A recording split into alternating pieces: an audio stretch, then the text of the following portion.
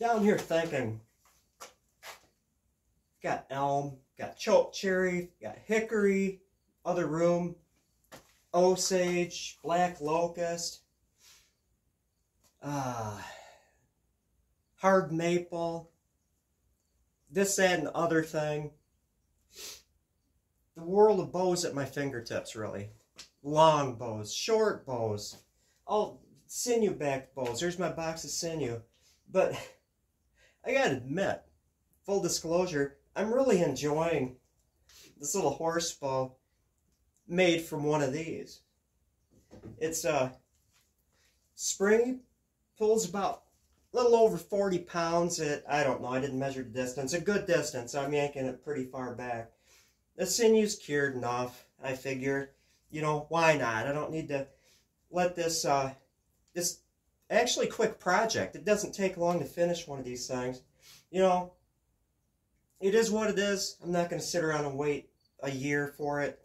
I'm just going to have fun with it now.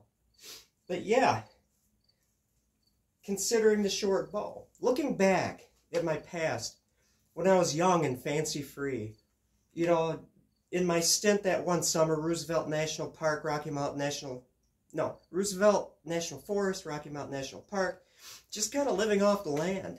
Had this like overhang, call it a cave, but it was really an overhang, and I built like this little cabin front to it, and just enjoying myself, fishing from streams with rods and reels that I actually made. I made an open face fishing reel, you know, by whittling and using a paper clip. I'll let you sort that out. But it was a blast. And if I had one of these things, you know, and let's just say black ash quiver there, a long one, I could have just carried the bow, the arrows, and this, that, and the other thing, whatnot, and etc., you know, just in the quiver, because it's a nice, compact, springy 40-pound bow. A note on fire hardening oak. I am a convert. I have seen the light. It's hard without a control. I didn't do one not fire hardened and then this one fire hardened, but in my experience, and I've made one or two red oak bows, the fire hardening feels like it's made a nice distinct difference, made it more springy. Now, a few notes.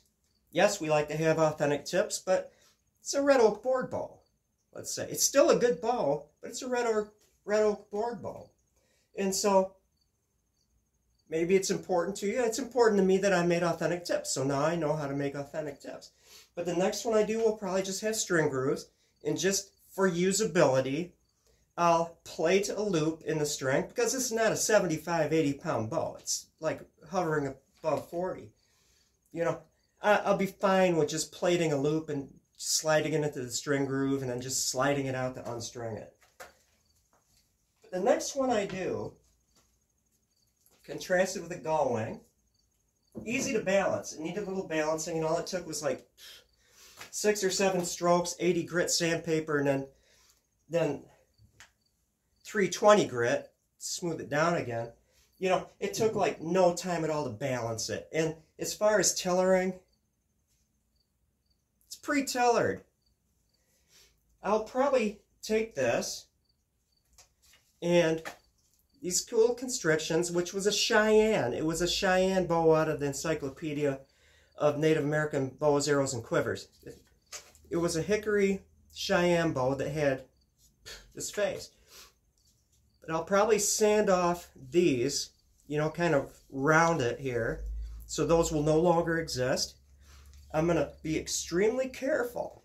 Now, when I deflex the limbs slightly, right about here, with kind of a tightish bend radius, and not a continually curling one. So it does look very, very native, because there's the deflex may or may not be a natural consequence of string follow, but there is a distinct bend that really screams, you know, that's a cool bow.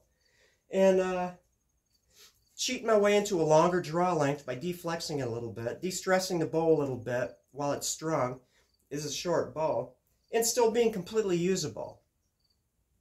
You know, look at a lot of the bows poking out of the the arrow case, or the bow cases, you know, in the bow case quiver setup, the plain style quiver bow case, a lot of them have that little deflex in it. And I think it might be intentional. Also see it in a lot of Comanche bows. That, right in here, a little bend. Yeah, I'm enjoying this thing. All the different permutations. You don't have to have just one bow come out of that bow blade. Is this cool or what? My next bow, I'll probably put 2 layers of sinew. 2 full layers on the back, heat hardened of course, and then like a little center one, and then compress it down with my wraps to kind of hump it, to make it lensatic kind of a thing, but enjoyable little project.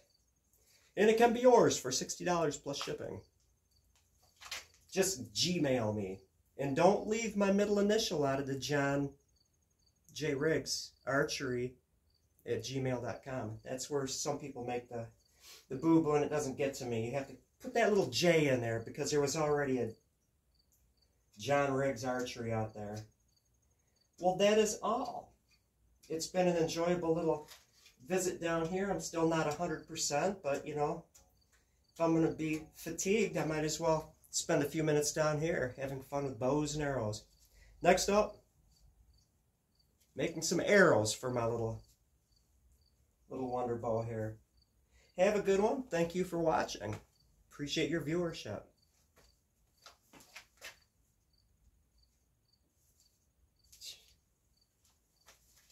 Nice bow.